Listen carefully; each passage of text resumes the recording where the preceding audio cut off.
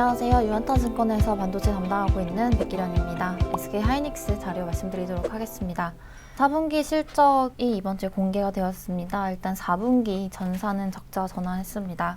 연결 기준 매출액하고 영업 손실 부분을 좀 나눠보면 매출액 7.7조 원 기록을 했고 적자 1.7조 원 수준을 기록을 하면서 저희 추정치를 하회했습니다.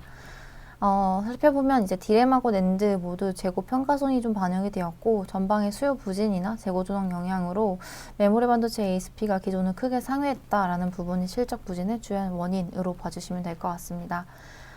디램 낸드 부문별 영업이익은 각각 1,800억 원 그리고 1.7조 원 수준의 적자입니다. 빅그로스 자체는 디램 낸드 모두 각각 플랫하고 플러스 9% 정도 나왔는데 가격이 QOQ로 30% 이상씩 빠졌다는 부분이 숫자를 좀 나쁘게 보이게 한 기본적인 원인이 된 것으로 보고 있습니다. 이번 실적을 통해서 좀 단기 손익에 영향을 미친 부분이 시장에 관심이 많으신 것 같았는데 실제로 살펴보면 분기 단기 손익은 한 3.5조 원 수준의 적자를 기록을 했습니다.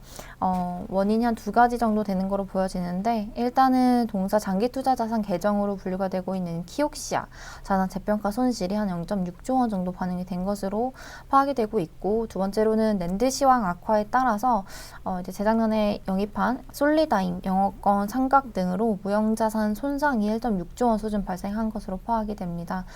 앞서 말씀드린 삼성전자와 마찬가지로 SK하이닉스 올해 들어와서 YTD 퍼포먼스가 지금 20% 수준대로 높아졌습니다. 시장을 아웃퍼폼한 상황인데 이번 컨퍼런스 콜에서 올해 캐펙스는 전년 대비 50% 이상 줄일 거라는 계획을 재차 강조했던 바가 있고 또 작년 4분기부터 레거시나 저수익성 제품 중심으로 해서 웨이터 투입량을 일부 축소를 시켜온 바가 있습니다. 그리고 올해는 원화이 나노 중심으로 해서 웨이퍼 투입량을 감소시키는 등 적극적인 감산 활동을 진행할 것으로 예상된다는 점 감안을 하면 2023년 메모리 반도체 연간 생산 빅그로스는 전년 대비 큰 폭으로 축소될 것으로 보여지고 있습니다.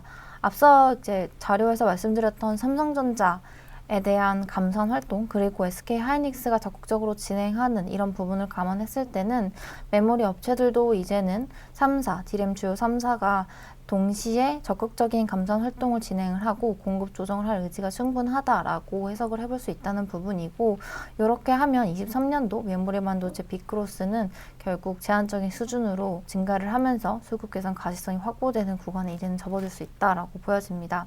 디램 공급 업체들은 작년 12월부터 높은 수준의 재고를 본격적으로 소진시키기 위해서 적극적으로 프로모션을 진행하고 있고 올해 상반기 메모리 반도체 선두 업체의 재고 정책 방향성의 바뀜 그리고 주요 공급사의 추가적인 감산 활동 이런 것까지 고려를 한다면 수급 개선 가시성 충분히 확보되는 구간입니다.